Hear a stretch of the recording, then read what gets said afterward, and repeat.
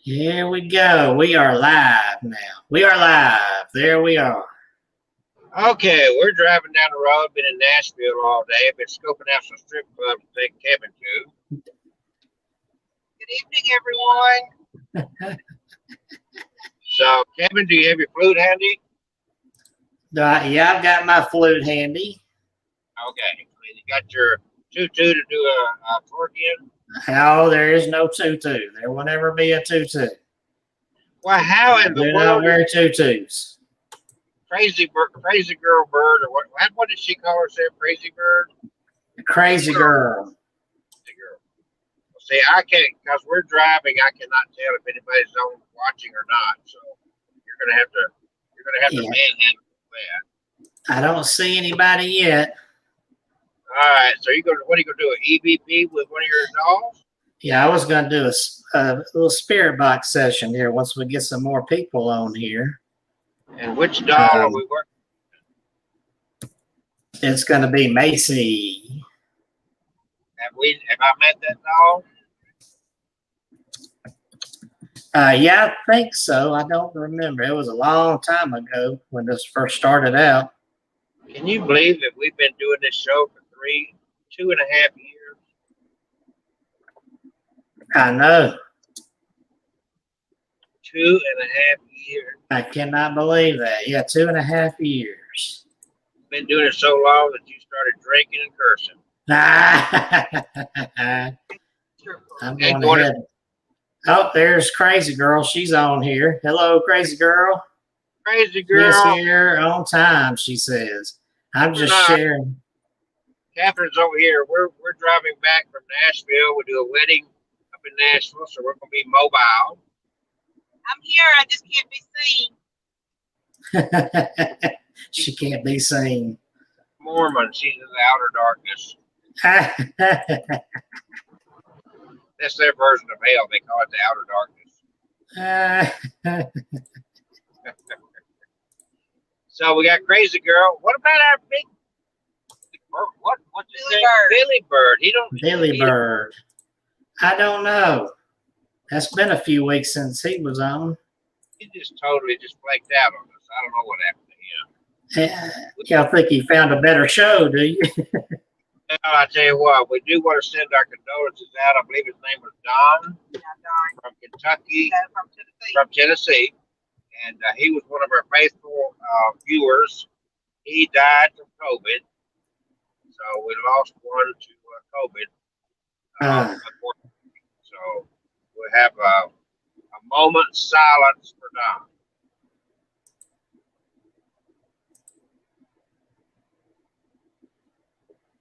Thank you very much. Okay, open your eyes and watch the road. Yeah, I got to open my eyes and watch the road now. Or else we'll have some more lost. Yeah, we don't want a live crash on our show here. Yep. That happens. They get a lot of viewers. Yeah. Oh, yeah. It'd be all over the internet. Oh, we got to see. We got 4 people on here now. Here's. All right. Welcome, everybody. We're Kevin's going to kind of pretty much handle this, but now that he's got some viewers, Kevin is going to do a spirit box session with Macy. And you're going to share. He's got another surprise coming in another week or two. He's got another interesting doll on the way. Oh yeah, I'm gonna call that the doll of many faces. Doll. All right. Well, so you're set up to do the spirit box session? Yeah, I've got it right here, and I got a K2 meter set up. Since I don't have one that can stand up, that falling over, I'm going to tilt the camera down here. But first, I'll go ahead and tell a little Macy story here. Now, I don't think this doll belonged to her. Macy was about 7 years old when she passed away. She was the daughter of 2 drug abusers that would often get into violent fights. And she said in my spirit box session with her 6 years ago that she comes from where I came from in Central Alabama, Jefferson County. Oh, I thought you So- came from Walker. No, I didn't come from Walker. I came from Jefferson, from West Jefferson.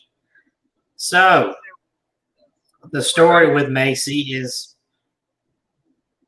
that she was the daughter of this man and woman who were just really awful people. They were drug users. The father would get drunk a lot of the times, and he would come home and constantly would beat Macy with the belt for just whatever reason he could find. And he didn't use the leather end, he used the metal end. And he would beat her, and then he would lock her in her closet. If she spilt a glass of milk, he would beat her and shove her in the closet. One night, he was so drunk, he just wailed on her with the belt until she was unconscious and bloodied. And like true form, he just picked her up and laid her in the closet, locked it up, and left her in there. But what he didn't know was that she was dead. They didn't care. They left her body in there. So when her teacher discovered she hadn't been to school in about 4 or 5 days, she was concerned enough to call somebody because she knew that the parents weren't the best of people. So she called the police department and said, "Can you go check on them?" And the police rode out there, knocked on the door, and when it opened, the smell hit them, and they knew what had happened already. So they made their way in and found Macy's little body in the closet. The parents were arrested, and from what I understand, they rotted in jail. However, if you try to look this story up anywhere, there's no record of it. But I got a lot of good spirit box responses from her when I first got the doll several years ago, confirming a lot of this stuff. So I have to believe it, you know. So where did this supposedly take place? Well, she said she was from Adamsville, and that's where I grew up, was Adamsville. All right, I remember that. And we did have a story out there about a little girl whose parents beat her to death, and after they were arrested, the house was burned down because nobody wanted to live there and so forth. We had a vacant lot on this back street in the woods that they claim that's where it happened. But if you look at records, there's nothing there. And if you look at my book, Legends of Indian Narrows, I have the story in that book. So I got some really precious EVP, well, spirit box responses from her, and they're out there on my YouTube channel, My Haunted Dolls. You have to go back to 2014, I think, to find those. You finally, right. So Oh, you're breaking up. I said you learned the difference between an EVP and a spirit box. Yes, even though it's the same dang thing. It's a voice phenomenon, whether it's on the recording or on the spirit box. Phenomenon. All right, all together now. 2, 3, phenomenon. Phenomenon. This is off subject, but did you see I'm wearing my Jaws t-shirt? I couldn't tell my telephone as I drive down the road. I just saw it was a colorful shirt. Oh, okay. Yeah, that's my Jaws Very t-shirt. small. Hey, I've never known you to be so small before. So, aren't you funny? Aren't you funny? You're kind of small there yourself on my screen. The incredible shrinking Well, man. I'm going to set Macy down here, and I'm going to turn the camera down so people can see this K2 meter in action. He's going to point the camera down. He's not going to turn it down. Well, oh my gosh, Mr. Professor Grammar. Instead of Graham, we're going to call you Grammar. All right. Pardon my camera here. A wedding I officiated a few years ago, they put on their program, officiated by Dr. Kelsey Grammer. They were disappointed when I showed up. All right, so you go. You got it well. I'm going to have something to prop this K2. Let me put my box back up here. As you can see, as usual, Kevin is really super prepared. I'm super what? Prepared. Prepared, yes. Now, K2 is flashing. I'm wondering if maybe this is going to be useless because, I mean, it's probably picking up my computer and other stuff. Well, why don't we just do the spirit box? Yeah, we'll do the spirit box because I mean, with electricals around this, it's tainted. So that T-shirt you got on so loud, it'll make it go off too.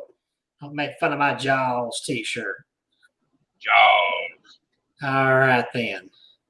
We'll go ahead then with Macy and start this spirit box session. This is the S box. There we go. The S box. Sean Connery.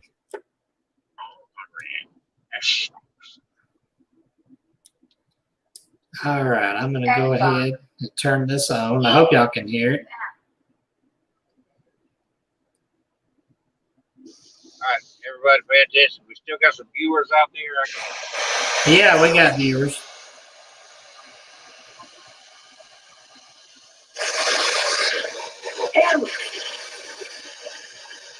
Like I said, ew. Yeah, I thought I heard him. Sure.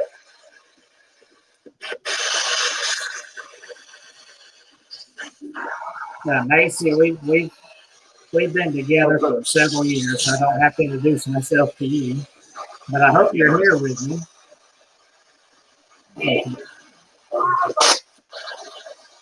Are you here, Macy?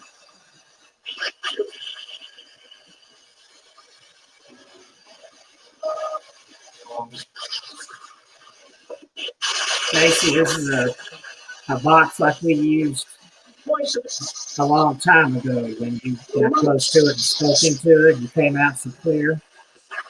If you just speak real close into here, I can still hear you.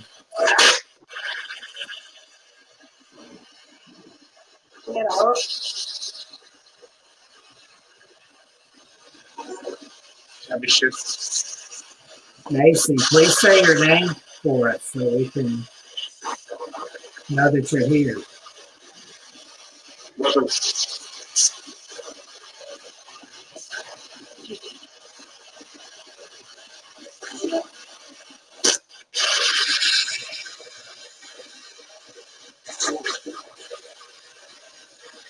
Tell us how old you are now.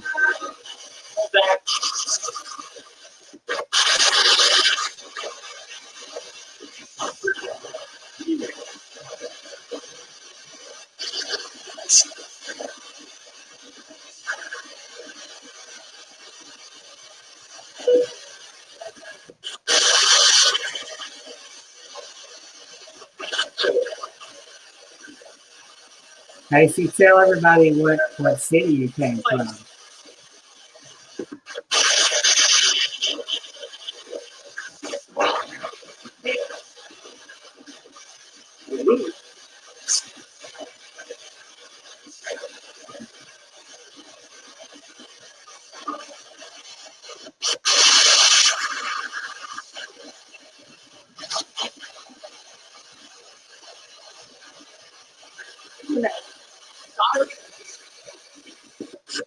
I heard something there, but I couldn't make it out. There's one important question I want to ask you. Is that mean man that used to be your daddy, is he still around?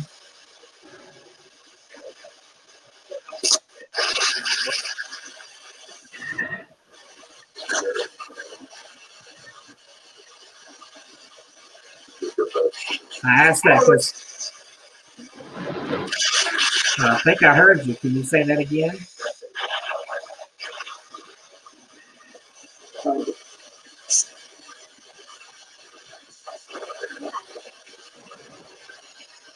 I asked that because when we first did a spirit box session, her daddy came through, and I told him to get the hell out of my house. And he hasn't been back since. So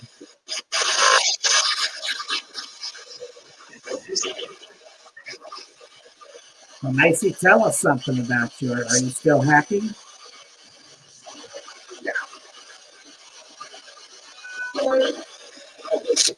Oh, I can barely hear you, but I can hear you.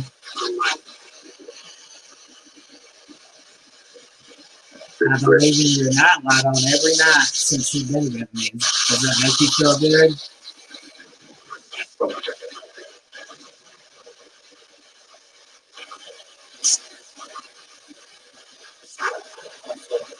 Because I know you don't like the dark.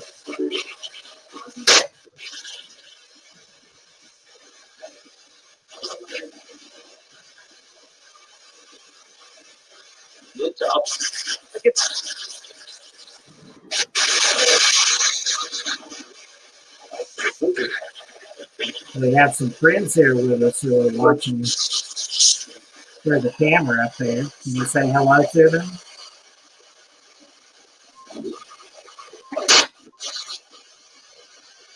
I think I heard a hey.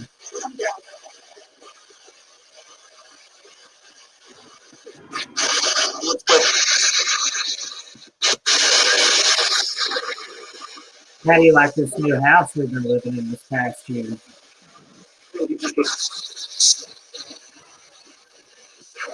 It's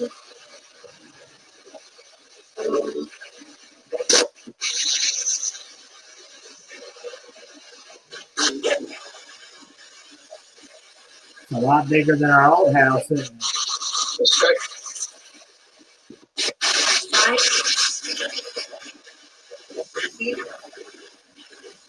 Yeah, especially outside. That's a big yard we got.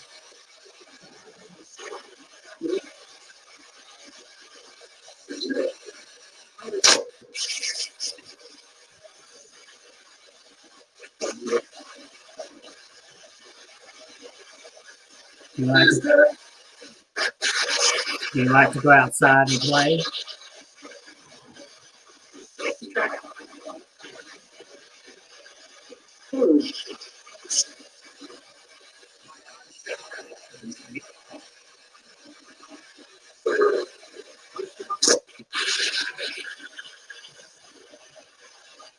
We've had a lot of rain here lately. What do you think about all that rain?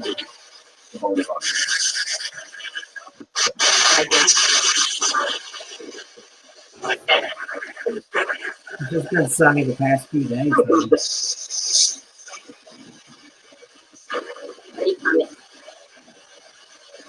Combination.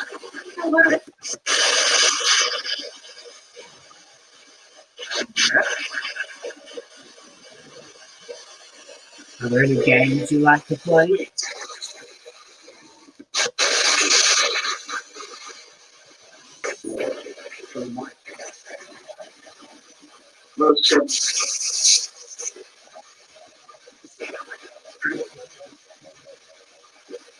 No. Is there anything you need that I can get and maybe put next to your doll?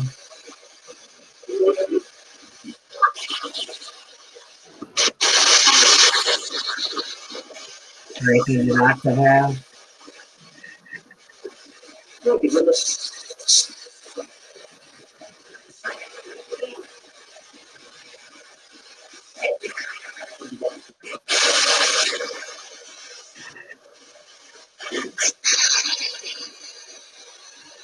Are you still happy here?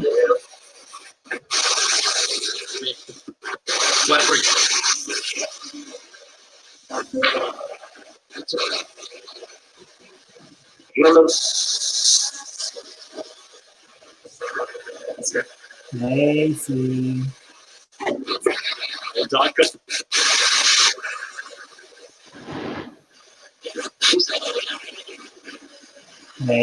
Macy. Okay. Are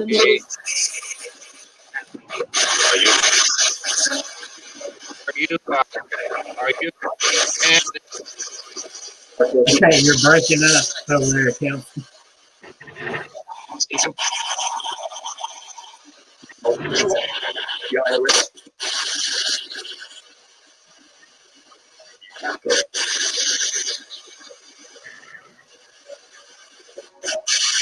I just have a little time left because we got to move on to our stories. Is there anything you'd like to tell us?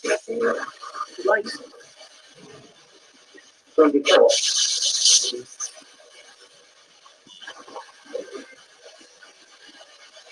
Anything you want to talk about?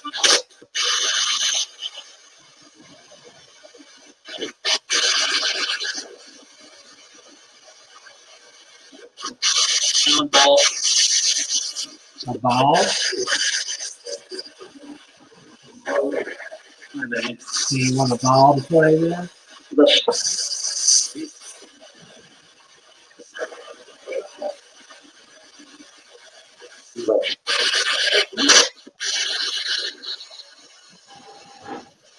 My chick.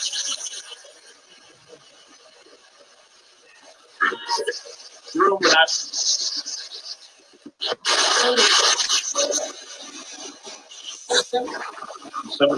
Is there anybody else with your doll, or is it just you?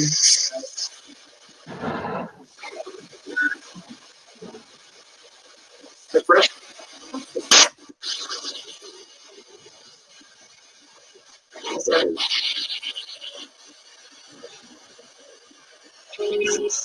All right, we got to move on to our stories for the next part of the show.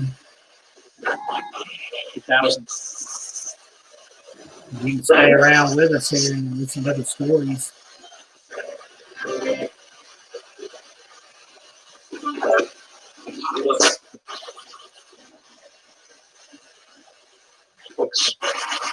It looks like somebody asked, would Macy like a doll from Australia? That's the haunted dollhouse. So that's that. Would you like a doll from Australia, Macy?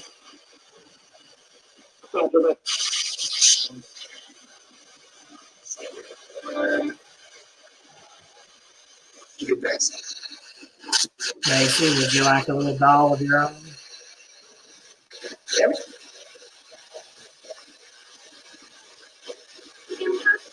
Yes, see?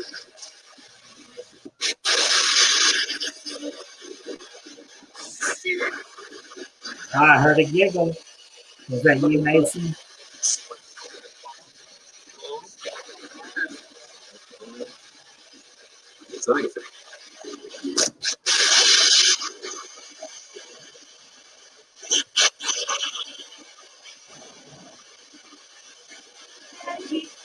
And now. All right, well, let's go ahead and close this out. Is there anything you want to say to us? Before we turn it off? Yeah.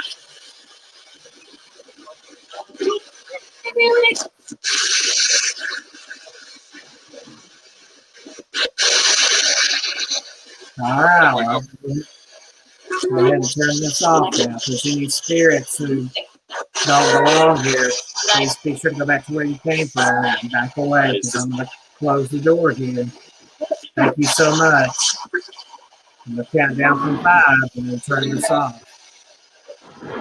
5, 4, 3, 2, 1. Thank you. Goodbye.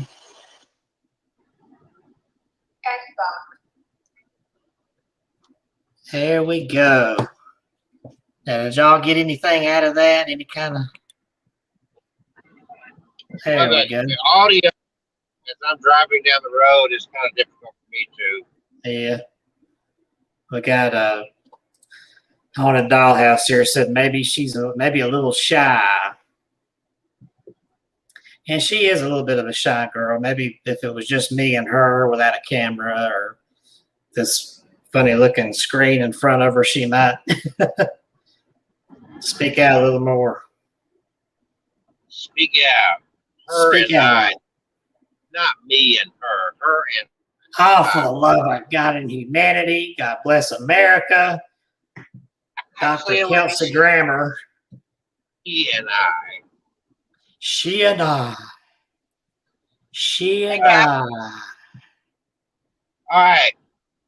So it looks like we're going to start doing a little spirit box session, maybe a weekly part of the show, a little bit of that.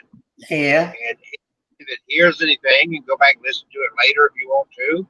Let us know if you got anything out of it. Be nice, right? Yeah. So the rest of this show is going to be about time travelers. Yes, we've got some creepy time travel. Yeah, so I'm creepy and I'm traveling through time right now. Yes, he is creepy. Arr. So did you find the stories of the guys that have claimed to have been time travelers? Did you run across any of them? Yeah, well, there's one of them here I came across that's got two guys that claim they time traveled and haven't read the whole thing, but it has to do with Mars, and they claim they met young Barack Obama. Oh, wow. I missed that one. Ah, yeah, I've got one of those stories here. I got a guy who claimed he spoke to aliens and took UFO pictures and claims he saw a little of the future through alien encounters. Well, I do that every night. Hey, we got one I really liked about the guy that showed up in 1950s New York in Times Square wearing colonial clothing. He just I remember that one, yeah. He just appeared out of nowhere. So I got a picture that's kind of strange looking. Oh yeah, I got multiple stories. Not of me, I hope. Oh, I wish I could throw something up here to since you always throwing my crazy picture up there. Okay, remember, we're 30 minutes into the show. We're live streaming this on Abnormal Alabama Facebook and Abnormal Alabama YouTube, and also My Haunted Dolls YouTube. And I think that in the midst of all this, Kevin's probably shared this on several other Facebook pages as well. Yes. So yes, it's out there. 13 books. He's working on his 14th book. You can learn all about those books by going to myhauntedolls.com. And anyway, I'm just gonna drive along here and listen to him tell us some stories about time travelers. Okay, what should I start with here? I've got one of them that traveled through time. Well, I got a bunch of them here that travel through time. Of course, here goes roll the dice. Here goes the screen flashing with all the stupid ads on these articles. All right, have you heard of Billy Meyer and his friends called the I don't know how this is pronounced. I think it's Plejarans or Plejarans. Oh, yeah. I could have said it if you had to screw it up. Oh, well, what is it? Plejarans? Yeah, I can't right now. You messed me up. just call them the peas. The peas. All right. Well, let's pull up the story here. Oh, I got one too that involves the Vatican. I bet you're just going to love that. Oh, yeah, we love the Vatican story. All right. So now I thought I had a longer version of this story here for, well, I can pull it up here. Billy Meyer. Billy Meyer, the man who claimed he spoke to aliens. This is not the article I chose that came up here, so let me get the right one up here from the search. Here we go.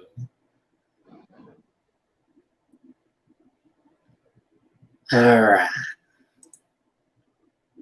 So, born in the town of Bulak, and I don't know how to pronounce this, the Zerker Unterland, Meyer joined the French Foreign Legion in his teens, but says he soon left and returned home. Let me put his picture up here so you can see what this guy looks like. There you go. Oh, it looks like ZZ Top.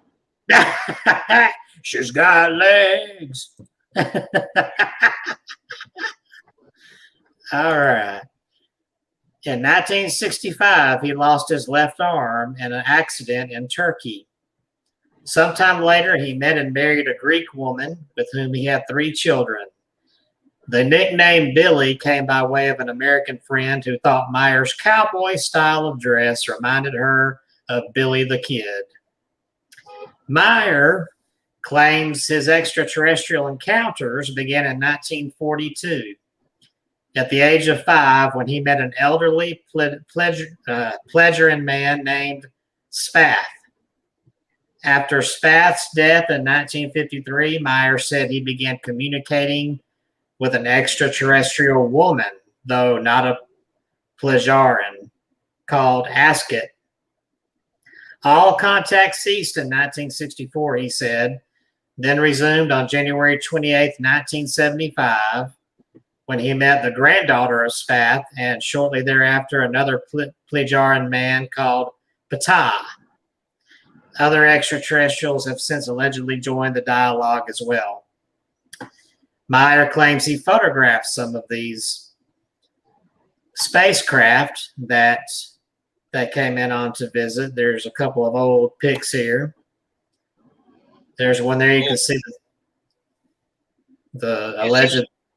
I used to know a lot about him. Is he still alive? I don't. Oh, wait, let me see.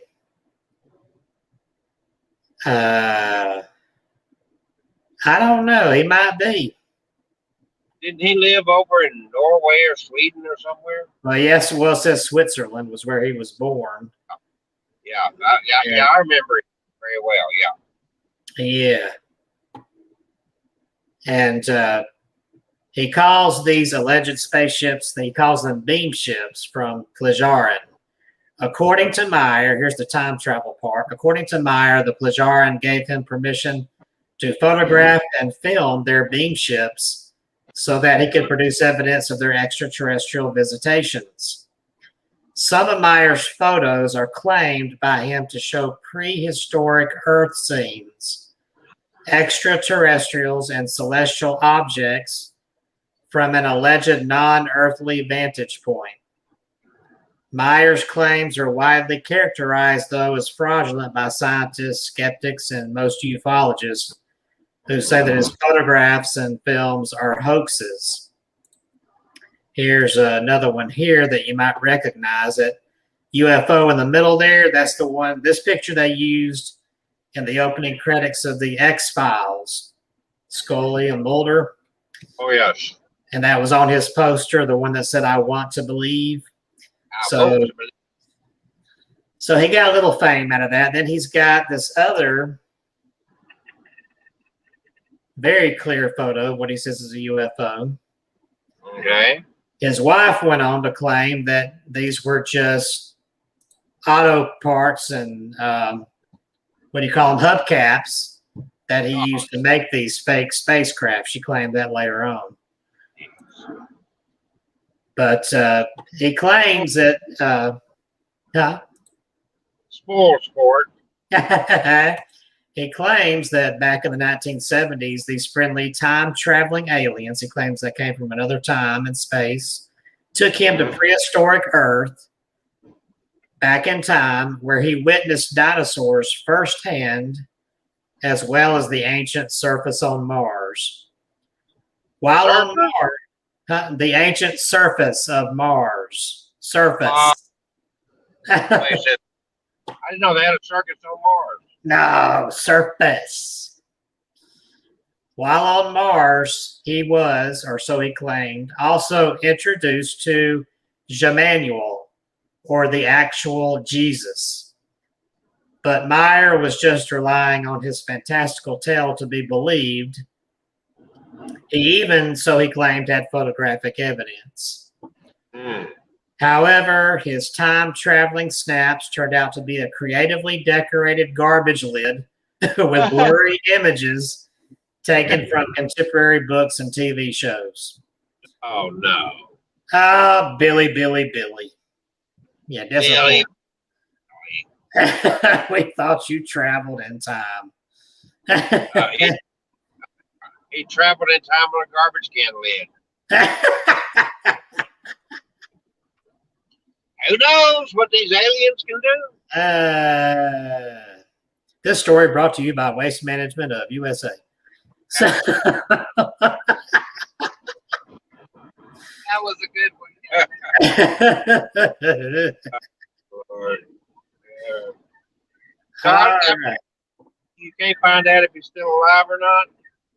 And when I looked on Wikipedia, usually that gives the date of death, and it does not. It says he was born. Well, it doesn't say when he was born. He was seeded from another planet. He's an alien. This guy's just, yeah, we don't know where he came from, where he's gone to.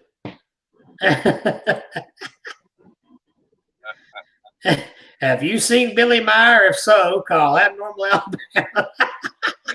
Have you seen Billy Meyer call the Waste Management Company? Yeah, they want their garbage can back. Yeah, Billy Bird's been missing too. Maybe Billy Bird is Billy Myers. Oh, I didn't make that connection. Oh, maybe if I do my flute call.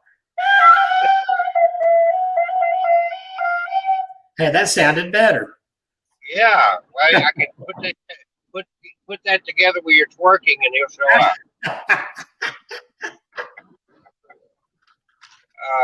Yeah, I was going to twerk tonight, but I'm having to drive, so I can't twerk.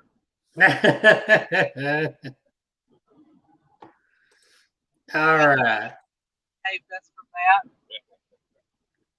that. Lord, have mercy. Well, Billy Myers, I looked him up because I used to read a lot of stuff about him years ago. Yeah. Can't remember what happened to him. Billy Myers. That's what happened to all them trash can lids and all them hubcaps. All right. Now we go on to one of my favorites because it's just so dadgum kind of creepy. Time traveler that popped up out of nowhere in Times Square. Let me put the photo I picked up here. There you go. That's a 19. Huh? How apropos to do time traveling to Times Square. That's perfect. Here's a photo of the 1950s Times Square to go with the story here. All right. In 1950, a New York City police officer who was working missing persons cases examined the body of an approximately 30-year-old man that was brought into the morgue. The man had shown up in the middle of Times Square at 11:15 p.m. that evening, gawking and looking around at the cars and up at the signs like he'd never seen them before, then was quickly hit and killed by a cab when he tried to cross the street against the traffic lights. You gotta be careful, them New Yorkers. According to the description, the guy had what they call mutton chop sideburns, like you have seen in the 1800s.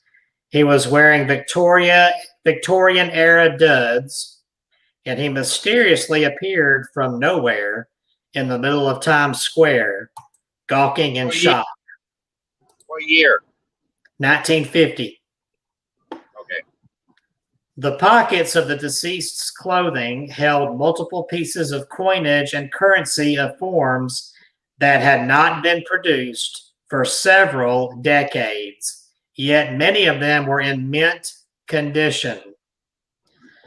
His possessions also included items from types of businesses that no longer existed in New York City. For example, a bill from a livery stable and a brass slug from a saloon. He also had a letter postmarked in 1876 and cards bearing the name Rudolph Fiennes with an address on Fifth Avenue. Further investigations turned up no listing for a Rudolph Fiennes in New York City phone directories. The Fifth Avenue address listed on the dead man's cards had been a business rather than a residence for many years, and no one there had heard of anyone named Rudolph Fentz. The deceased man's fingerprints matched none on file, and no current missing persons reports or inquiries fit the details of the body in the morgue. Moreover, the dead man's clothes appeared to be about 75 years out of date in style.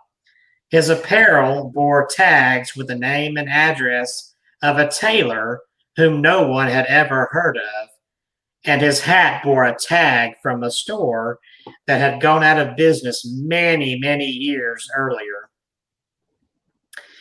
The investigating officer finally turned up a listing in an old phone directory for Rudolph Fentz Jr., a man in his 60s who had passed away 5 years earlier. His widow had since moved to Florida, but by mail she supplied the information that her husband's father, Rudolph Fentz, had disappeared sometime in the 1870s, having gone out for a walk around 10 p.m. one evening and never returned. A search of the missing persons file for 1876 turned up a report for Rudolph Fentz, whose clothing and address corresponded to those of the man killed in Times Square in 1950. The ostensible report from NYPD Captain Hubert Rim about the unexplained disappearance and inexplicable reappearance 74 years later of what appeared to be Rudolph Fentz has been reproduced in various forms since the 1970s as one of many tales that seemingly confirms the existence of time travel. Oh, but others say it is not a true account at all, but rather an excerpt from a short story titled I'm Scared, which was penned by science fiction writer Jack Finney and published in Collier's Magazine in 1951. In that story, the narrator is puzzled when he catches a broadcast of a radio program that has gone off the air several years earlier. He then tracks a series of unusual events that are indicative of temporal disturbances. A man received a phone call from his sister that she insisted she had not made until 3 days later. A bank discovered that a check had been deposited the day before it was written. A letter mailed from Wyoming was delivered to a New York City address just 17 minutes later. And a man was shot and killed by a gun that police had found and impounded the previous day. The narrative involving Captain Rim and the appearance of Fentz was the longest and most detailed vignette offered in I'm Scared, as evidence of the narrator's discovery of rifts in time occurring all around New York City. So, does that mean it's not true? Well, the appearance, the mysterious appearance happened in 1950. That story did not get published until 1951. So I'm not so sure I would blow that off. Maybe that writer based his story on the actual event, you know.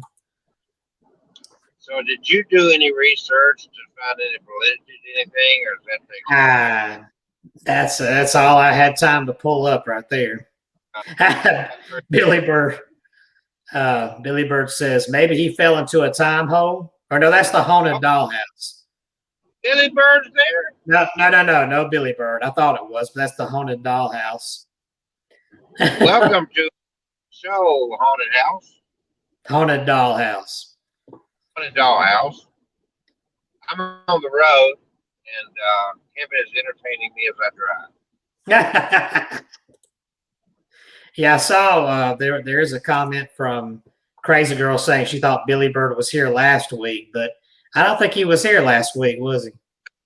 He popped in, but he didn't stay around long, or he came in late or something. I don't remember. So maybe Billy Bird fell into a time hole, just like Rudolph Fentz. Yeah, I think that he did. Yeah, when we get to the show, he'll show up. So what do you think of that Rudolph Fentz story? Have you heard that one before? I have heard it. I don't know if I've heard it in as much detail as you just gave. There's things about it that make it seem possibly plausible. Yeah. But it's still I've got no way of verifying any of it. Nope. Well, I see it's gotten darker where you are. I don't see sunlight. No, it's getting nighttime here for sure. Yeah. We're at the 312-mile marker, headed south on 65, headed toward Birmingham. Birmingham, Alabama. Here's a little short story about a time traveler. I didn't get a chance to look up more on it, but I like this little clip here I got. John Titor, I'm not sure I've heard of him. John Titor claimed to be from the year 2036, but then disappeared. It says here, an urban legend about time travel is the story of John Titor. He first showed up on the internet discussion boards in the late 1990s with fantastical stories and predictions of the future under the pseudonym Time Travel _0. But he later changed his screen name to John Titor. He was quoted to say, oh, you do? He was quoted to say where he was from, food and livestock are grown locally. People spend much more time reading and talking together face to face. Religion is taken seriously, and everyone can multiply and divide in their heads. Well, clearly that was fake. No, that's not going to happen. Not with this technology. He also made some interesting claims about the Y2K year and believed that the 2004 Olympics would be canceled due to world conflict. However, sometime in 2001, Titor disappeared as soon as he had arrived, claiming he needed to return to his own time. Most of his predictions have since been proven completely false. Yeah, but we were glad. So I think that was just some goofball with time to spare that went online and got everybody worked up. Yeah, like that never happened. I mean, just because somebody popped. Of course, that wasn't 19. When was that? They said he came up in the late 1990s. Chat rooms were a big thing. I know I just gone into college and chat rooms were a big thing. So you go out there and be Abraham Lincoln if you wanted to. Hey, I'm honest, Dave. All righty. What have I got? Oh, I got one here. Let's see. We got time for me to read this? I guess so. And then we should be into the 8 o'clock hour by then. This one's a famous one. They've even made a book and even a major motion picture about this. I bet you've heard of it. It's called The Philadelphia Experience. Boat. The boat. And is that the one where the guys melded into the boat? Some of them. Yeah. Let me read it to you here.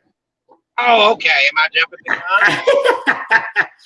First, I got this neat, spooky picture of it here. Let me put that up here to go with the story. There we go. I love that picture. The story. He got the story. The story. Look at that picture there. Looks like a glowing ship. I love that. That's a heck of a story. She's trying to get me to stay on the road. It's like I hadn't run off the road. I just ended up on different sides of it. All right. The story originated in late 1955 Destroyer is landed. Ah! Okay. The story of a Philadelphia experiment originated in late 1955 when Carl Allen sent an anonymous package marked Happy Easter containing a copy of Morris K. Jessup's book, The Case for the UFO, Unidentified Flying Objects, to the U.S. Office of Naval Research. The book was filled with handwritten notes in its margins, written with 3 different shades of blue ink, appearing to detail a debate among 3 individuals, only one of who is given a name, which is Jimmy. They commented on Jessup's ideas about the propulsion for flying saucers, discuss alien races, and express concern that Jessup was too close to discovering their technology. The commenters referred to each other as gypsies and discussed 2 different types of, quote, people, unquote, living in outer space. Their texts contained non-standard use of capitalization and punctuation and detailed a lengthy discussion of the merits of various elements of Jessup's assumptions in the book. There were oblique references in the Philadelphia experiment. One commenter reassures his fellow annotators who have highlighted a certain theory which Jessup advanced. Shortly thereafter, Allen began sending a series of letters to Jessup using his given name, as well as the name Carlos Miguel Allende. The first known letter warned Jessup not to investigate the levitation of unidentified flying objects. Allen put forward a story of dangerous science based on unpublished theories by Albert Einstein. He further claimed a scientist named Franklin Reno put these theories into practice at the Philadelphia Naval Shipyard in October 1943.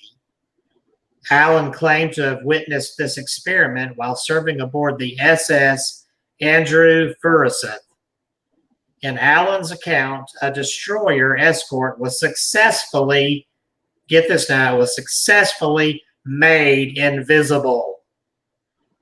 But the ship inexplicably teleported to Norfolk, Virginia for several minutes and then reappeared in the Philadelphia yard.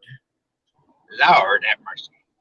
The ship's crew was supposed to have suffered various side effects, including insanity, intangibility, and being frozen in place and time. There were also accounts that several of the crew went invisible for several minutes. When Jessup wrote back requesting more information to corroborate his story, Allen said his memory would have to be recovered and referred Jessup to what seems to be a non-existent Philadelphia newspaper article that Allen claimed covered the incident. In 1957, Jessup was invited to the Office of Naval Research, where he was shown the annotated copy of his book. Jessup noticed the handwriting of the annotations resembled the letters he received from Allen. 12 years later, Allen would say that he authored all of the annotations in order, quote, to scare the hell out of Jessup, unquote. 2 officers at ONR, Captain Sidney Sherby and Commander George Hoover, took a personal interest in this matter. Hoover later explained that his duties as Special Projects Officer required him to investigate many publications and that he ultimately found nothing of substance to the alleged invisibility experiment. Hoover discussed the annotations with Austin Stanton, who was president of Vero Manufacturing Corporation of Garland, Texas, during meetings about Vero's contract work for ONR. Stanton became so interested that Vero's office began producing mimeographed copies of Jessup's book with the annotations and Allen's letters. First a dozen, and then eventually 127 copies. These copies became to be known as the Vero edition. Besides noting handwriting of the individual named Jimmy, addressed as such by the others and using blue-violet ink, the anonymous introduction to the Vero edition concludes that there were two other individuals making annotations. Mr. A, who is identified as Allen by Jessup in blue ink, and Mr. B, who is in blue-green ink.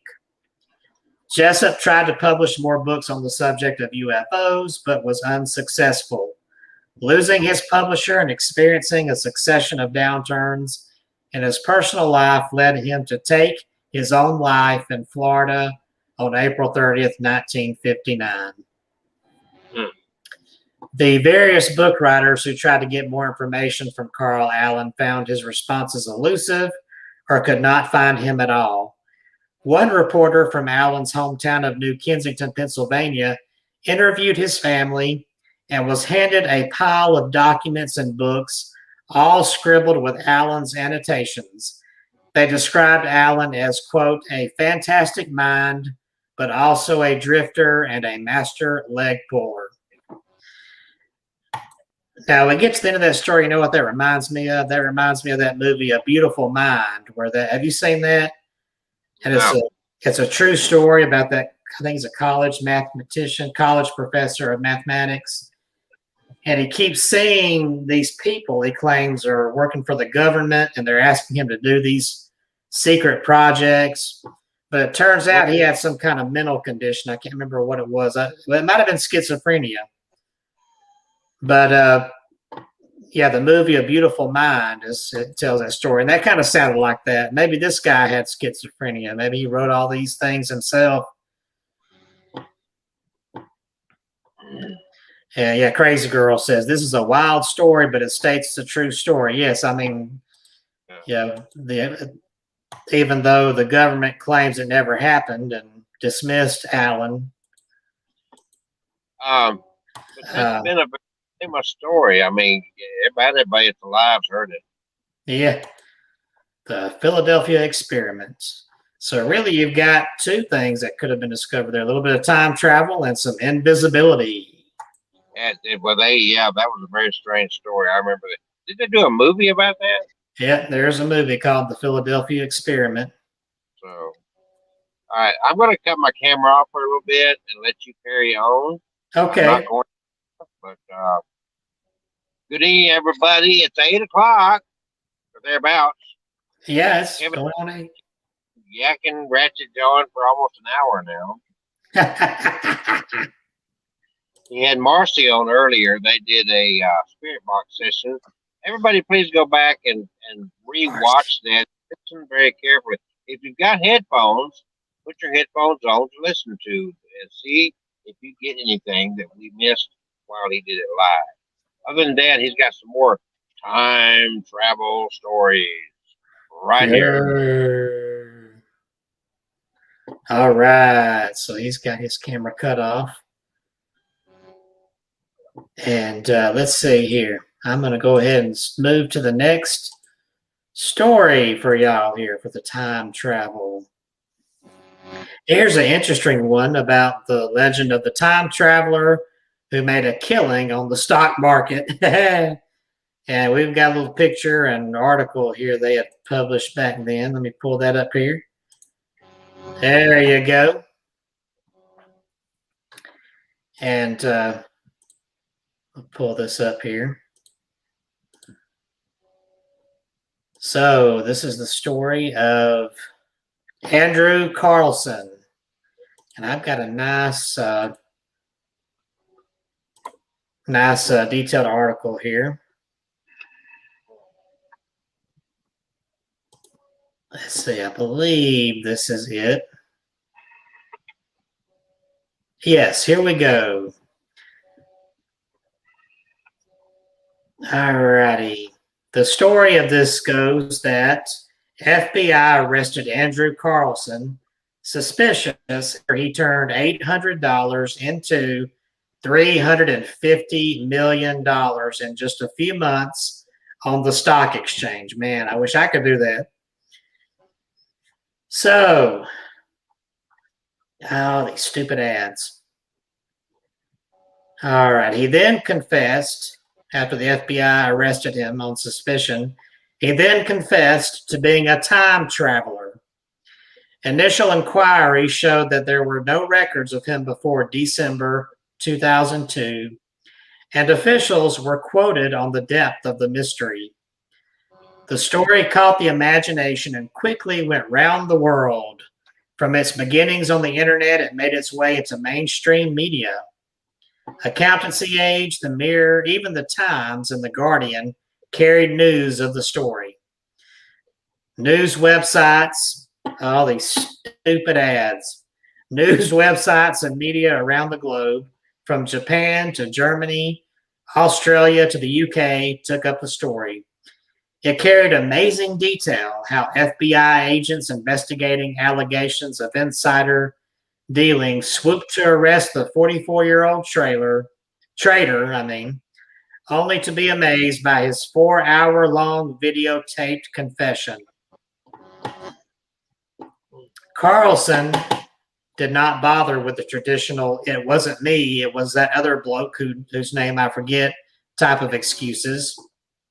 Instead, he offered the mind-boggling modern-day Doctor Who confession that has gone on to virtually cripple internet search engines, clogged up emails, and sparked "yes he is, no he isn't" debates in pubs and offices around the world. "It was just too tempting to resist," he reportedly said. "I had planned to make it look natural, lose a little here and there so it doesn't look too perfect, but I just got caught in the moment." In return for leniency and the chance to go back to the future in his so-called, quote, time craft, he then kindly offered to divulge a string of historical facts, such as where Osama bin Laden might be hiding, and even a cure for AIDS. The fact is, with an initial investment of only $800 in 2 weeks, he had a portfolio valued at over $350 million, said an unnamed U.S. Securities and Exchange Commission insider, quoted on the website which broke the story. "We don't believe this guy's story. Either he's a lunatic or a pathological liar." And of course, most people who stumbled across the story on the US-based Weekly World News site where it originated would not have believed it either. Nestling alongside stories like 10 ways to tell if your coworker is an extraterrestrial, the insider dealing time traveler almost begins to look true. But it was what happened to the story next that made it the latest virtual myth to stir the world. Says Computer Archive editor James Harding, "So many people have computers and internet access that once something appears on a website somewhere, it doesn't take very long for it to be picked up and emailed around the world. People can put whatever they like on internet sites, things that are totally untrue, without any comeback. And once they are there, it's very easy for other people to pick up on them. Before you know it, something that might or might not be true is being taken as fact." There are all kinds of internet hoaxes and cons out there and celebrity websites that are just gossip. It's amazing how many people can be duped into believing them. But just why so many people apparently fell for this one? From humble beginnings in the weird and wacky Weekly World News site, the time-traveling trader story began its journey from a computer in Boca Raton in Florida to one of the world's biggest internet search engines, Yahoo. Tellingly, it appeared under their entertainment news and gossip section. The source, Weekly World News, clearly attributed. Yet still, it has found its way thousands of miles around the world. At FBI headquarters in Washington, spokesman Bill Carter is well aware of the story. He's quoted as saying, "I had a call about this yesterday too. When I think about it, the other call came from from the United Kingdom as well. I doubt very much the veracity of the story. I'm not aware of any individual who has made $350 million on the stock market with an $800 stake. But as the thousands of internet users who have stuck their necks out in support of Carlson, such as one chat room entry posted, "I'd like to get in touch with Andrew Carlson. Do you know where he can be reached?" Will eagerly point out simply doubting the veracity of something doesn't mean it isn't necessarily really true, or does it? There might well have been an individual by that name arrested for fraud in any of our field offices out there. We arrest hundreds of people each week, stated the FBI spokesman, perhaps unwittingly adding fuel to the flames. But the notion, he continues, that there may be a time traveler out there has not reached the attention of FBI headquarters. Yeah, like they're going to admit to that. The spokesman at the U.S. Security and Exchange Commission in Washington gives a weary sigh and then strictly strained chuckle when he hears the word time traveler and inside trader. "This story is pure fantasy," he is quoted as saying. "There's no truth in it at all. This is the kind of story that belongs in the same file as Elvis Shrine Found on Mars. You know something? We've had an enormous number of calls from the media on this one. It has been absolutely amazing, of course. We had to look into it, but as far as we know, it's just not true," end quote. Nevertheless, that has not stopped various radio stations and publications, including Accountancy Age, The Mirror, eFinancialNews.com, and such, repeating the story almost word for word. At least the Times and the Guardian kept their tongues firmly in their cheeks. Even a non-time traveler could have told him that profiting from 126 consecutive high-risk trades over 2 weeks was sure to get him noticed, commented the Guardian. A handful of others pointed out that any time traveler with half a brain would not bother popping back to 2003 just when the stock market is in free fall, and anyone who actually makes any money at all would stick out like a 25-foot tall green alien with 2 heads. Yet still, not everyone is convinced the story is 100% hokey pokey. Internet search engines say they have been inundated with requests for Andrew Carlson, one reported averaging a hit every 11 seconds just after the story broke. Over at Snopes.com, which sniffs out the hoaxes and myths which flood the web, the Carlson story was quickly revealed as more sci-fi fantasy than an Arthur C. Clarke novel. Still, it takes more than hard facts to curb a worldwide fascination with time travel.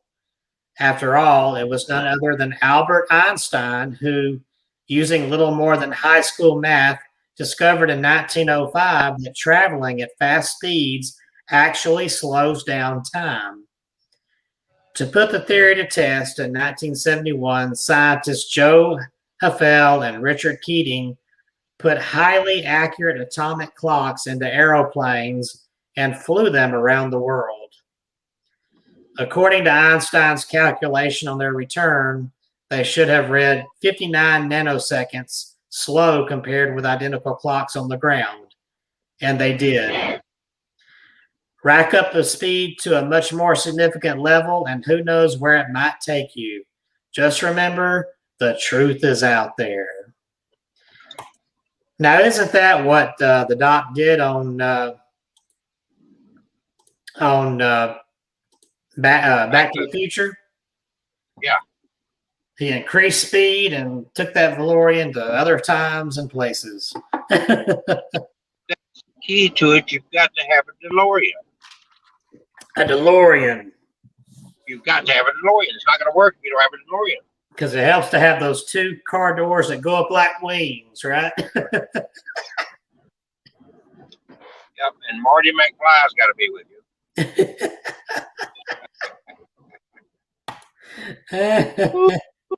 Welcome to Dodge City, Alabama. All right. Had to take a little break there, but I'm back on the road. All righty then. I've been up for about 24 hours or more, Uh-oh. and I'm tired.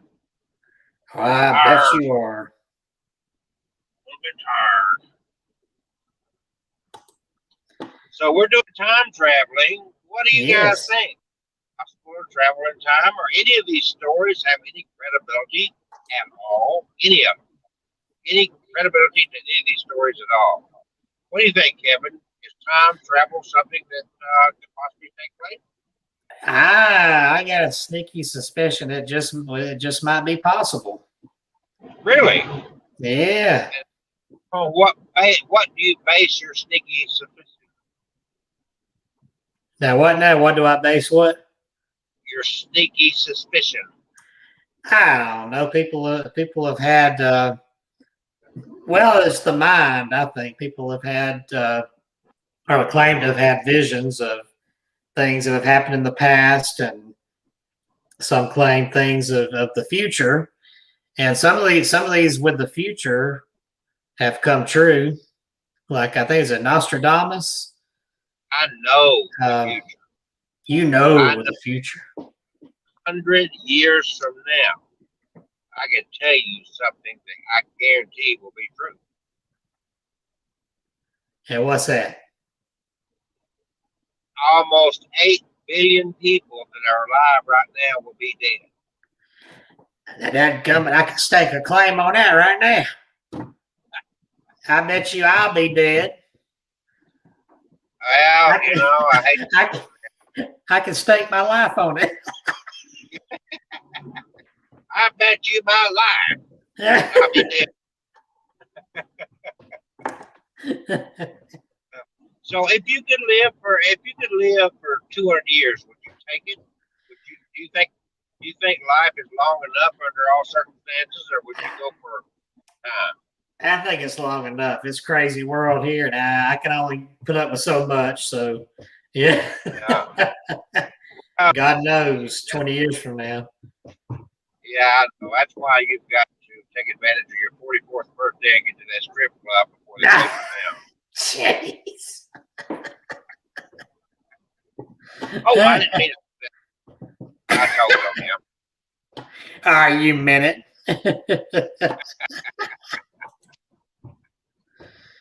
Um, I don't know if you time noticed.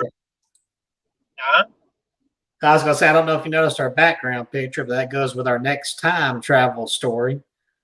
Well, I want to do a little tie-in here real quick. You know, Okay. a lot of these UFO alien abductees end up with time, like Betty and Barney Hill. Yep. Okay, they missed. Did they miss a few hours somehow? You know, you hear that commonly in these Yeah. abductions. So, Yeah, is I've that heard that. time travel thing? You know, it could be. Maybe they're going to a different time and space, or maybe I don't know. Now, let's be very, very realistic. You know, any life form that were interacting with us, they would have to have some means of travel that defeated time. You know what I'm saying? Yeah. Because we know that when you look out at the night sky and you see all these stars, Yeah. the light you see of those stars could be 1,000 years old. Yep. You're not seeing, because of the speed of light. So, according to the distance that star is away from Earth, you could be looking at a light from a star that's been burned out a long time ago. Yep.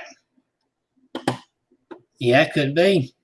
Yeah. So, we're not getting instantaneous from all those stars out there. It's like, well, what you're seeing, that light was emitted from that star a long time ago, and it finally reached Earth. Yeah, that's some scientific fact right there. That's it. That's darn sure. So there is, I mean, so you got to kind of look at that and realize how that, and when you're talking about Einstein and his theory, what they discovered is if you get out outside of Earth and you travel at the speed of light, you end up your time is traveling. The time that you're living in is different than the time that you left Earth. Yep. You kind of hit on that a while ago, right? Yeah, I think I did. Yeah. So anyway, very interesting subject, and it's been argued and debated 100 different ways. But I say that outside of our realm of existence, there's different laws of physics that don't fit into our world, fit into our reality. I don't think ours is the only reality out there. No, I don't think so either. So if you believe in God, you believe in angels and so forth, they live in a different reality. Yep. That's why they can pass through walls. They're not affected by physical things. Yep, that's true. So when you die and your spirit leaves your body, you wouldn't need to go to a strip club. You could just kind of float into a girl bedroom.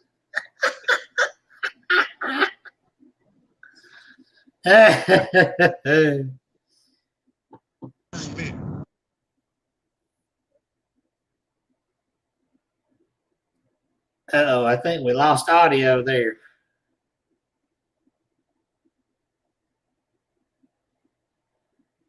Still there? Ah, there you go. I had a phone call come in that I couldn't take. Oh, okay. Oh, now I hear myself echoing. I hear myself echoing. Yeah. I'm gonna have to leave and come back. Okay. I'll be back. Okay. All right.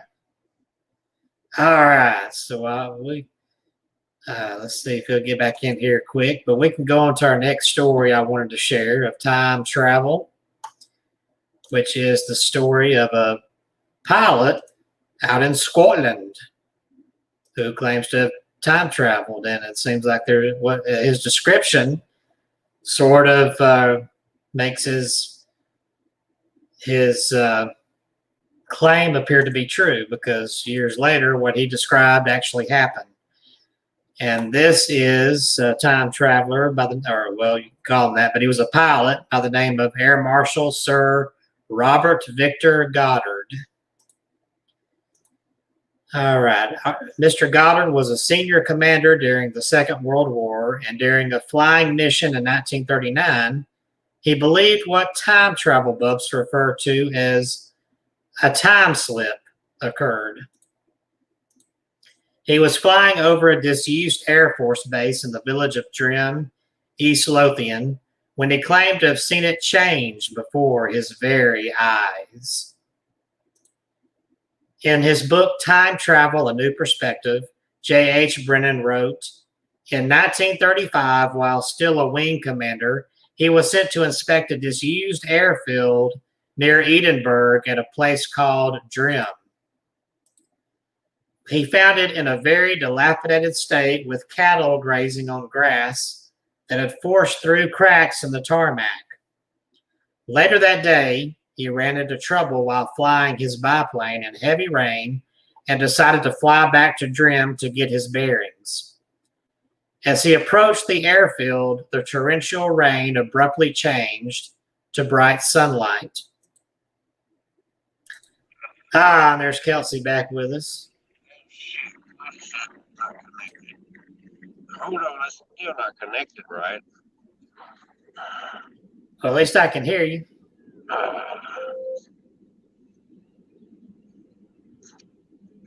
Hello? Yeah, I can hear you. Well, it messed up my thing. I don't know what I'm doing. I can't get it back. Uh-oh. You're probably echoing, right? No, I don't hear any echo. Let me try something else here, because I can't hardly hear you. Okay. I want my Bluetooth on my headphones. Okay.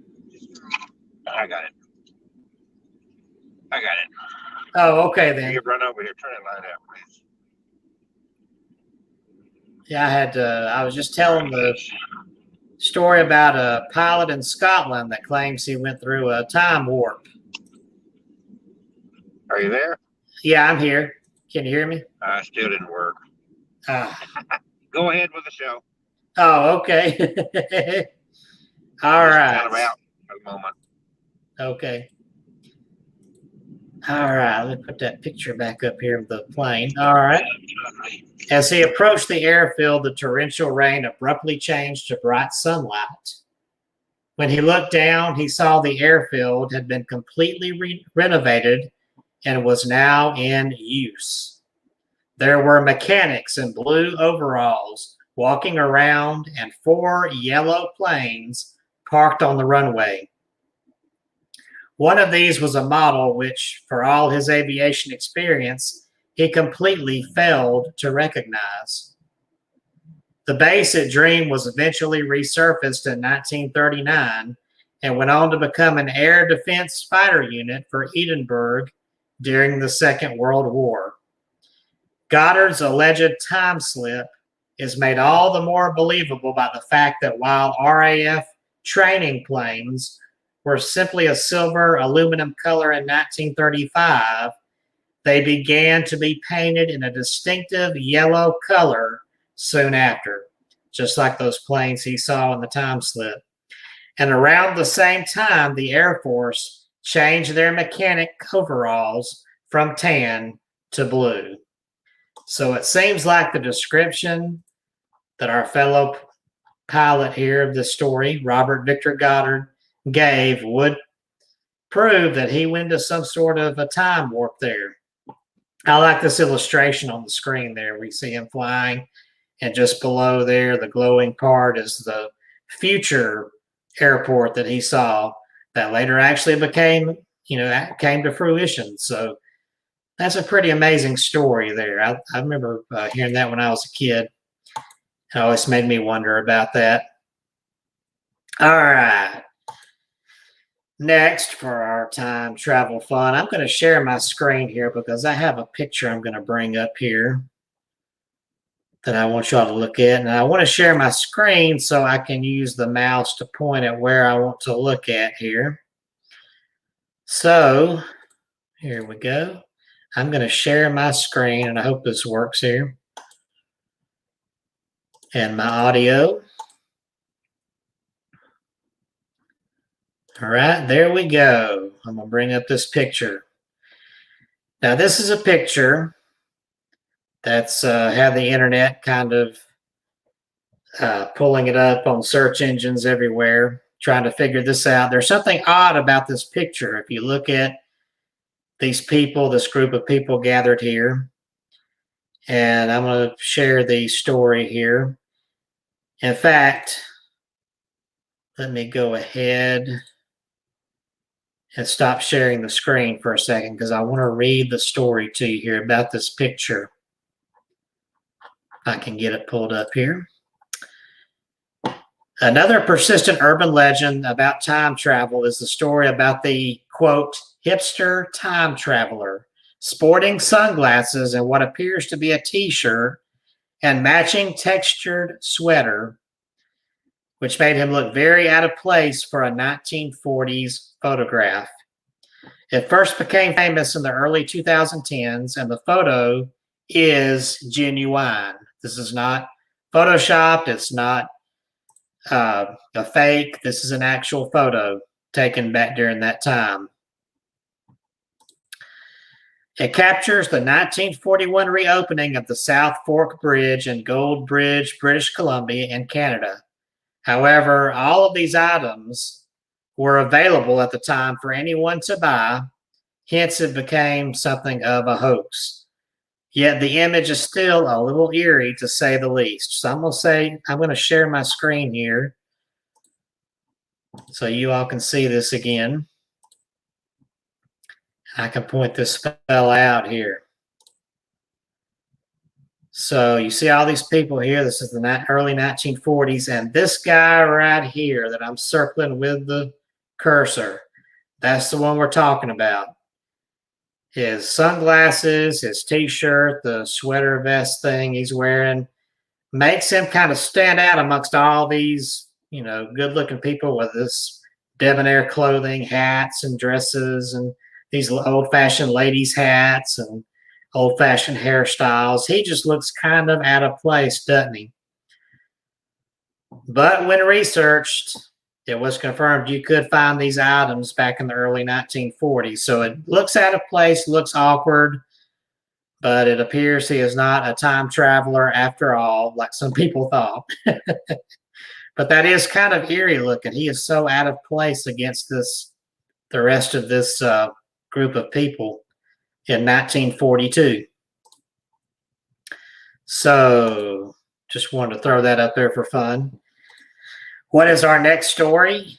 The legend of Project Pegasus and the U.S. chrononauts. So I'm going to share this story here. And to go with it, we've got a picture of Mars because the story involves Mars.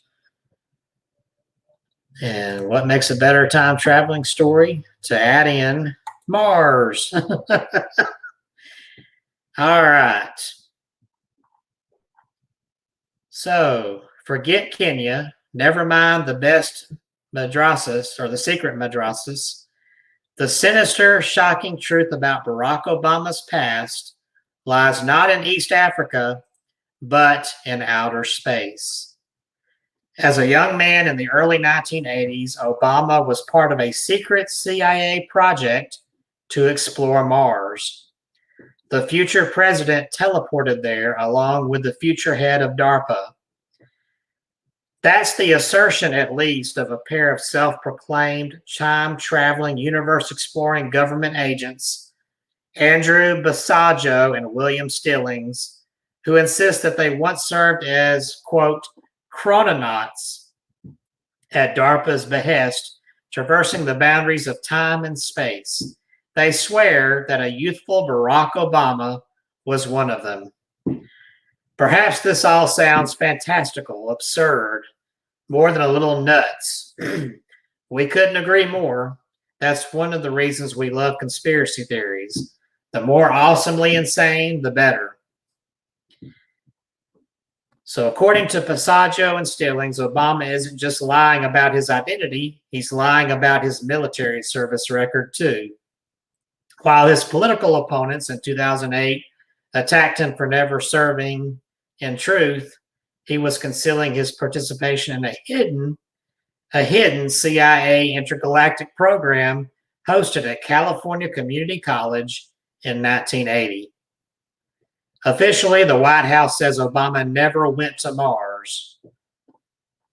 Only if you count watching Marvin the Martian, Tommy Vietor, the spokesman for the National Security Council, tells Danger Room. But that's exactly what a secret chrononaut wants you to believe, right? Obama wasn't the only one making the otherworldly voyage, as Barry Soetoro, the 19-year-old Obama, his secret name was Barry Soetoro. The 19-year-old Obama was one of 10 young people selected to secretly teleport to and from Mars, forming a band of interplanetary Teen Titans.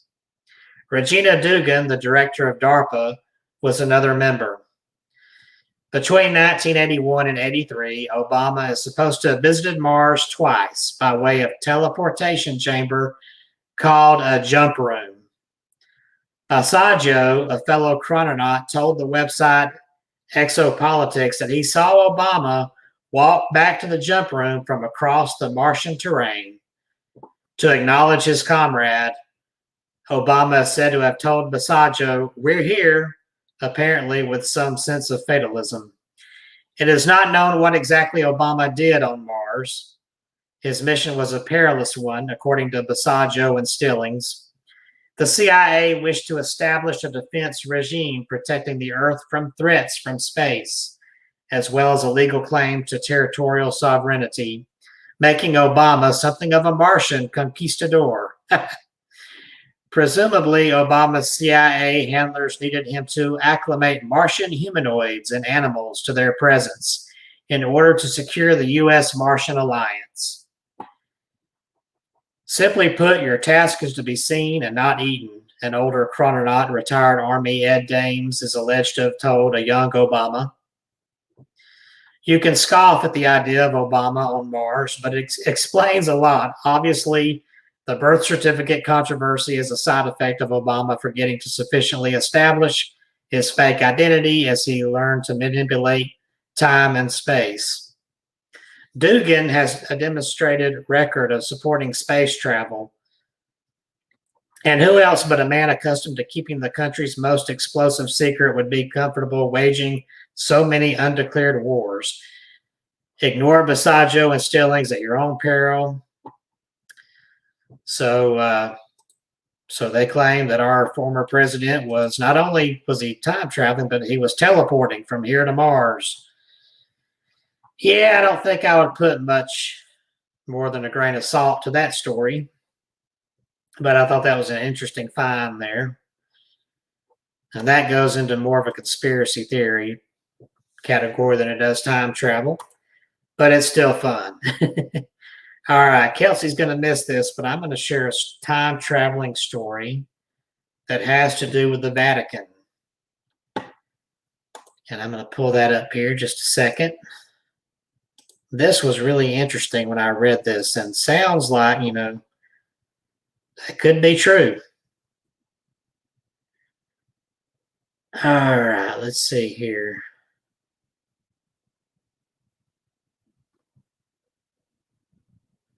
Now, where is this story?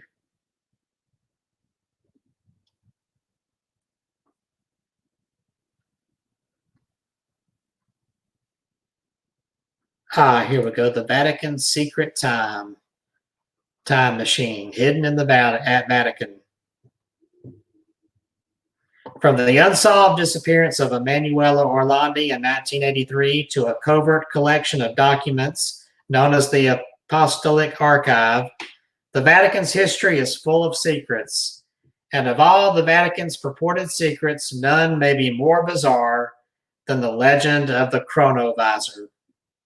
The chronovisor is said to be a device that gives the user ability to see through time.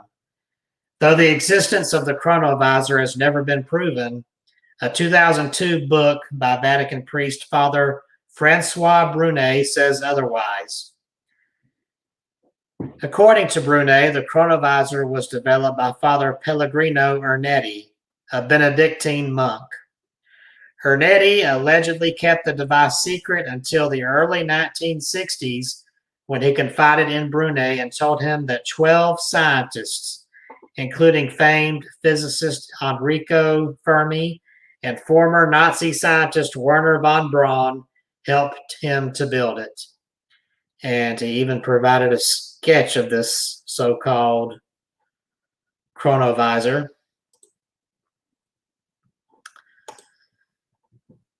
Made of cathode rays, antennae, and metals that received sound and light signals on all wavelengths, the chronovisor purportedly allowed the team of scientists to document events of the past, including the crucifixion of Jesus Christ.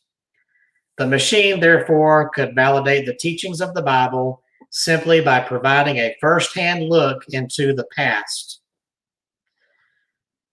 The de facto resource on the chronovisor is Brunet's 2002 book. I can't pronounce that. But in it, Brunet explains how he met Father Ernetti on a boat ride across Venus's Grand Canal in the early 1960s. Like Brunet, Ernetti was well versed in the history of ancient languages, which made for natural conversation. But soon, Ernetti directed their chat towards science. Brunet had been expounding on the many ways in which the Christian Bible could be interpreted when Ernetti suggested that he had access to the truth via a time-traveling device. Ernetti claimed that he and a group of renowned scientists came together in a mutual quest to uncover the past. One scientist was Fermi, who won the Nobel Prize in Physics in 1938, and another was the ex-Nazi von Braun, whose work at NASA got America to the moon. According to Ernetti, the device had several antennae, 3 of which were made of mysterious metals that picked up sound and light waves across their entire respective spectrums. A, quote, direction finder on the device was allegedly turned into the specific era that one wanted to view, while a screen displayed it and a recording device captured the footage. The chronovisor was thus more of a window into the past than a time machine. Ernetti said it worked like a television, catching echoes from days long gone that had been floating in space, and he claimed to have seen some astonishing things. Ernetti recounted how he witnessed Marcus Tullius Cicero's speech to the Roman Senate in 63 BC. Ernetti was quoted to say his gestures, his intonation, how powerful they were, what flights of oratory. Ernetti made additional, increasingly bolder claims, such as having observed the crucifixion of Jesus Christ. From the founding of the Roman Empire to the destruction of Sodom and Gomorrah, Ernetti alleged that he and his team had taken a peek into some of the most important events in the Bible. On May 2nd, 1972, an Italian publication called La Domenica del Corriere published his claim. It was titled, "A Machine That Photographs the Past Has Finally Been Invented." The article covered Ernetti's shocking statements for all of Italy to read. Excuse me. Alongside the admittedly dubious claims, the magazine published an alleged photograph from the chronovisor that Ernetti claimed captured the Romans crucifying Jesus Christ. The 1972 article also purported that Ernetti had witnessed the Last Supper and kept a photograph of the biblical event for himself as a souvenir. Ernetti maintained until his death in 1994 that the machine had been hidden away by the Vatican in order to safeguard it from falling into the wrong hands. Interestingly, the Vatican decreed in 1988 that, quote, anyone using an instrument of such characteristics would be excommunicated, end quote. Shortly before he died, Ernetti wrote an open letter adamantly reiterating that the device was real. He claimed that Pope Pius XII forbade us to disclose any details about this device because the machine was very dangerous. It can restrain the freedom of man. As tantalizing as the chronovisor may sound, many of Ernetti's claims about it have since been debunked. Skeptics have maintained that his purported photograph of Jesus was merely a cheap reproduction of a statue housed in an Umbrian church. Another magazine argued that the photo was merely a reversed image of Jesus from a postcard made in the Italian town of Colla Valenza. In 1996, Paracelsus magazine issued further critiques of Ernetti's claims. The piece questioned why Ernetti had not published detailed instructions on how to build the device in order to legitimize his claims. Furthermore, the article revealed how the chronovisor's design bore a stark resemblance to a similar device in a 1947 sci-fi novel. Some say that Father Ernetti confessed to having fabricated the whole story before his death on April 8th of 1994, but this remains hotly contested. With von Braun, Fermi, Ernetti, and Bruna now dead, only the intriguing mystery remains. In that sense, the chronovisor has stood the test of time as a Vatican mystery for the ages. So that is freaking interesting right there. A time traveling device hidden by the Vatican. Who knows what else they've got vaulted up in there? All right, so what else have we got here? Did I miss anything that I wanted to share? I might have shared everything that I found between yesterday and today and the time I was able to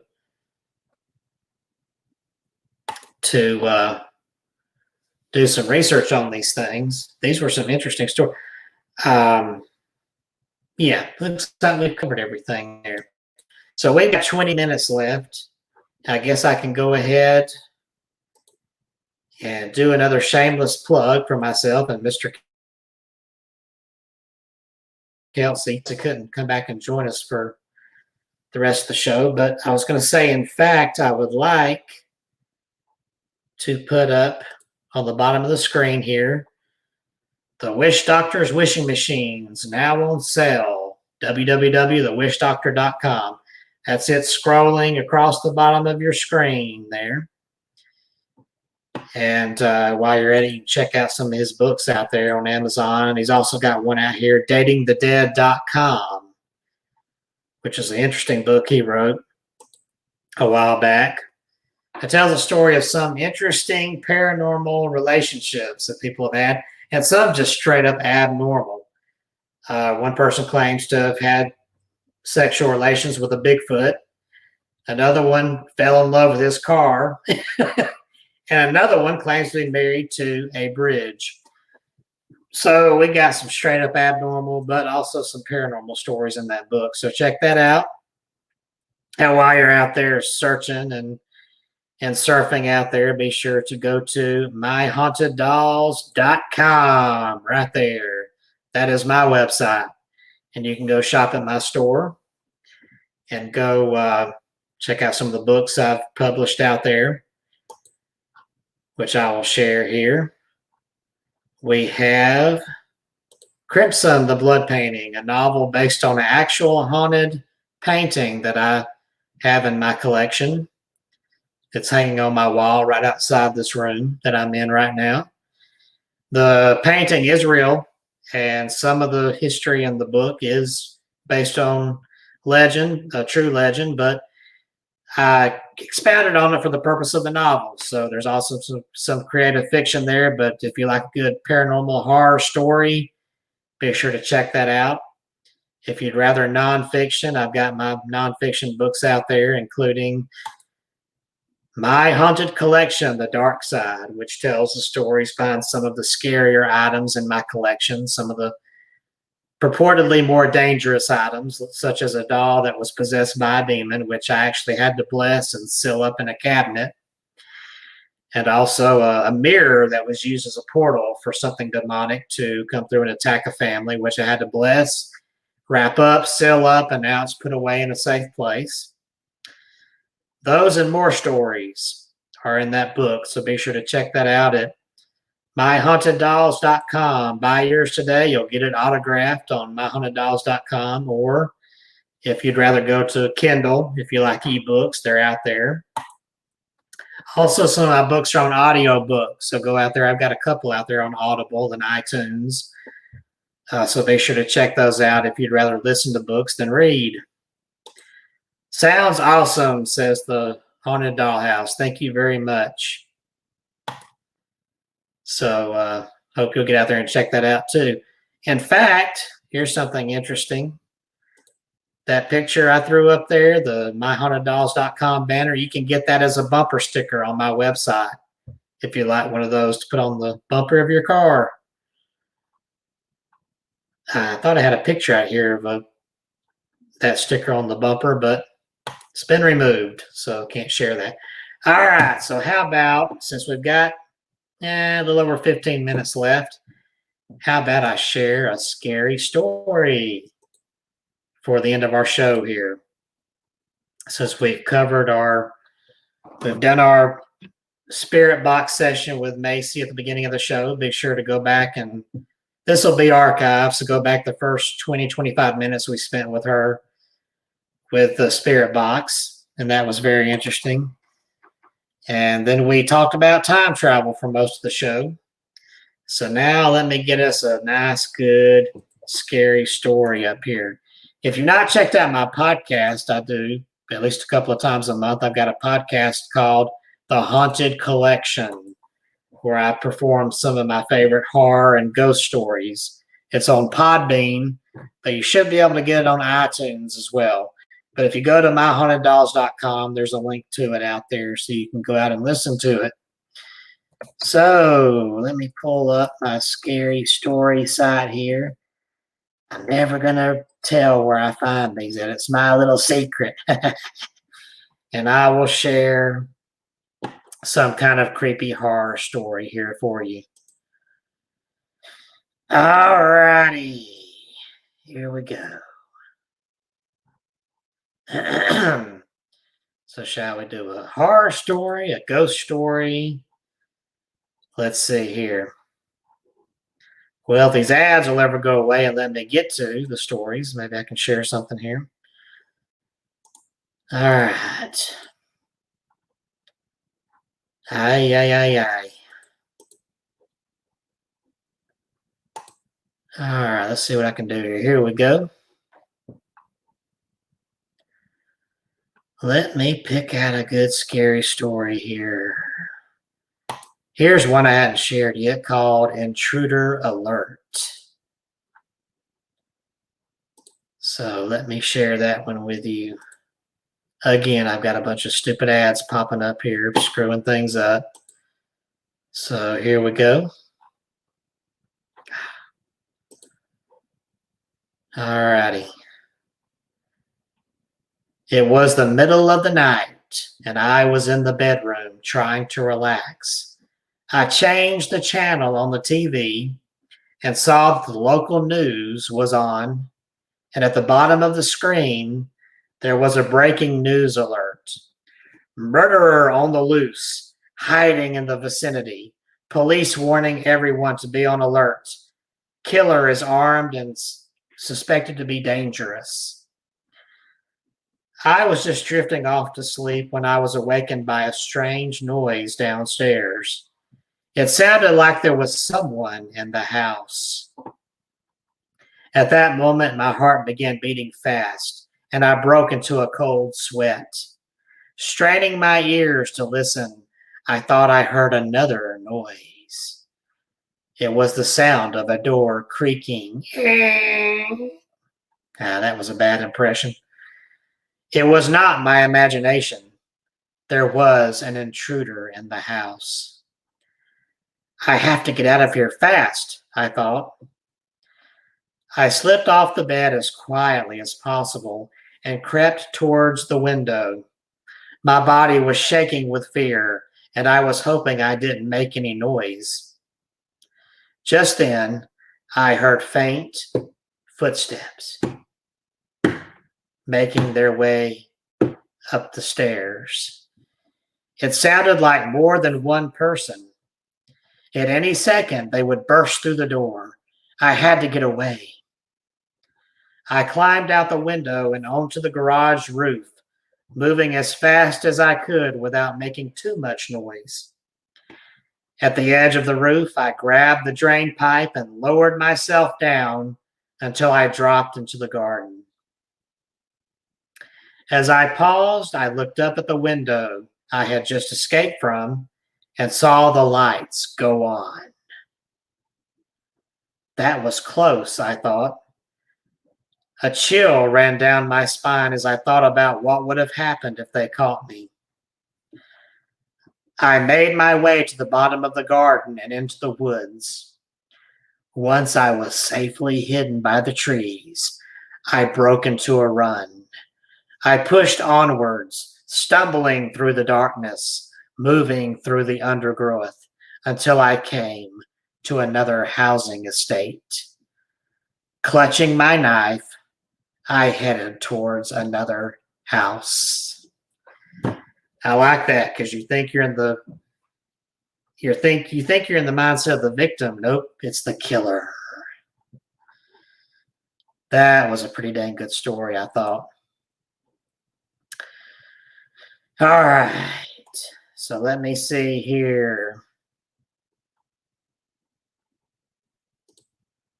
Let me see what we should share next here. Should we share another horror story? I think I've shared this one before, but it's pretty creepy. I like it. It's called Car Keys. Let me get that up here. Car Keys. Well, if these stupid ads will go away.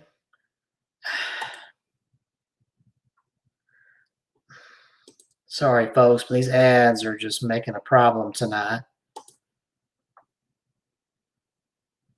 One night, a father and his daughter were driving down a deserted country road. They were returning home after spending the entire day visiting the girl's mother in hospital. Listening to the sound of the rain drumming on the car roof, the girl began to doze off. Suddenly, there was a loud bang. The father struggled with the steering wheel, but the car skidded off the wet road and slammed into a stone wall. After checking that his daughter was uninjured, the man got out of the car to survey the damage. Both of the front tires had large punctures, and the right fender was crumpled against the wall. The rest of the car had survived unscathed. "We must have driven over something on the road," he explained to his daughter. "Whatever it was, I blew out both of the tires." "You can fix it, right?" asked his daughter, somewhat shaken by the accident. "No," replied her father, shaking his head. "I've only got one spare in the boot. I'll have to walk back into town and find somebody to tow the car," he said. "It isn't that far from here. You wait in the car while I'm gone." "Okay," she said reluctantly, but please don't take too long." The man could see in his daughter's eyes that she was frightened. "Sit tight," replied her father as he slammed the car door. "I'll be back as soon as possible."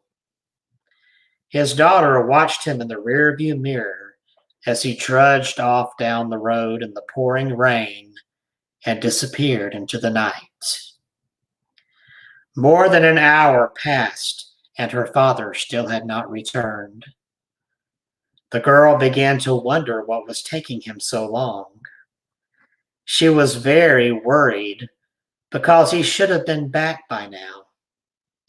Just then, she glanced in the rearview mirror and saw a figure in the distance, walking towards the car.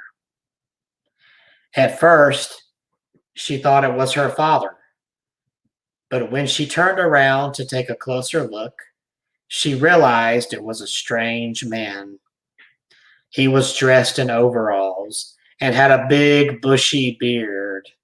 He was carrying something large in his left hand, swinging it back and forth. Something about him made her very nervous. As he approached, she stared out the back window and squinted her eyes. In the dim light, she could just make out what he was clutching in his right hand. It was a big, sharp butcher's knife. Thinking quickly, the terrified girl locked both doors in the front of the car, then jumped into the back seat and locked the rear doors. When she looked up again, she saw that the strange man had stopped in his tracks and seemed to be staring directly at her.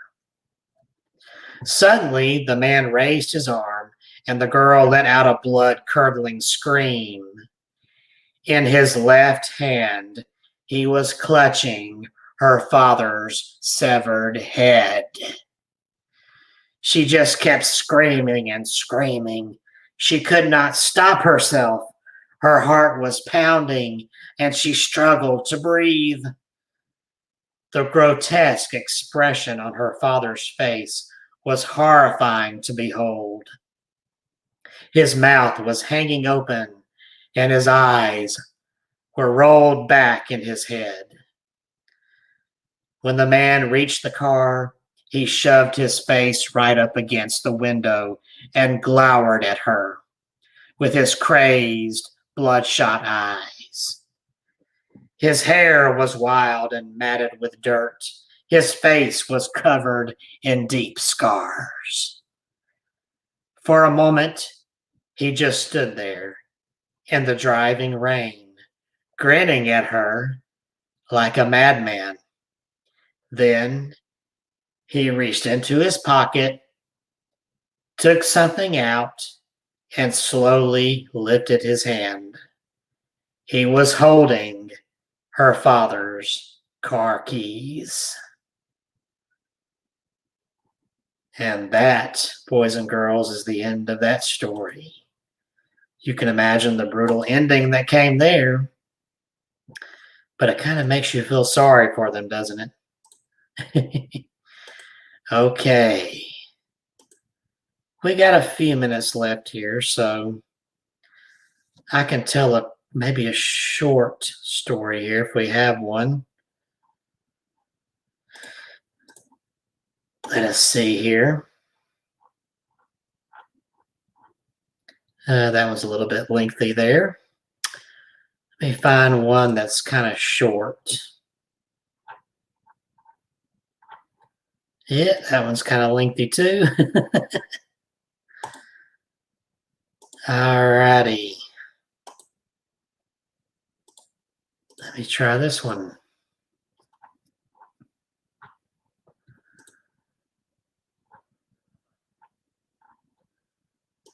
Yeah, it's like these are kind of lengthy, so here's some scary stories in short sentence form that I can share with you in these last few minutes. These are stories that are only told in like 6 words, but these are 6 words that'll creep the crap out of you. If I can stop these ads from popping up. Ay, ay, ay. Looks like it's, here we go.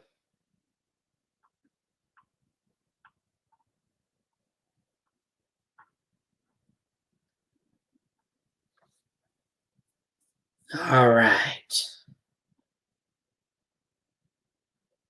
Her remains were found, expertly butchered. Yeah, that says it all right there. It's creepy. The screaming was ended with a knife. Oh, this one's kind of creepy. I like children. They taste fresh. Beneath the ground, the body moved.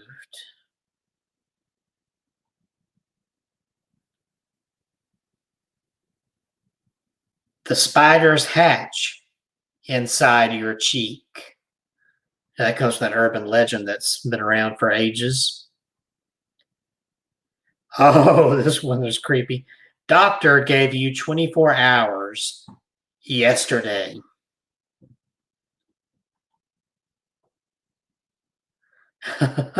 With the coffin buried, you awoke.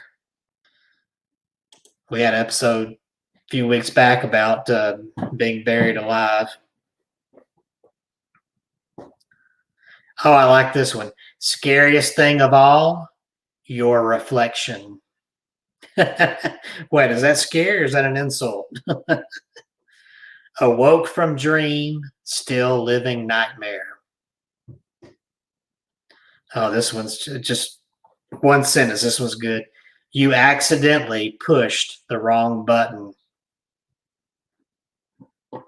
Oh, here's another buried alive sentence. Buried on Monday, die on Tuesday.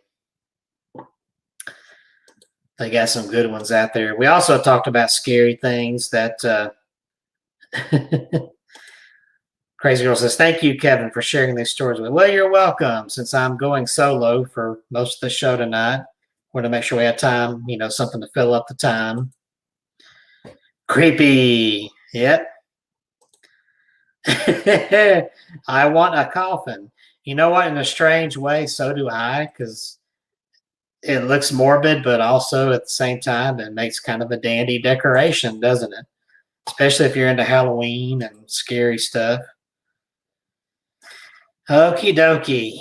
Well, we are getting down to the last minute here, so I guess I'll once again throw out our shameless plug. Scrolling at the bottom of the screen is the machine that Dr. Graham, who calls himself the Wish Doctor, he has created a machine that you can use to make your wishes come true. So check that out at thewishdoctor.com. And while you're at it, check out his books. He's got one book up here called Dating the Dead, which tells some really strange stories about people who have had relationships with the supernatural.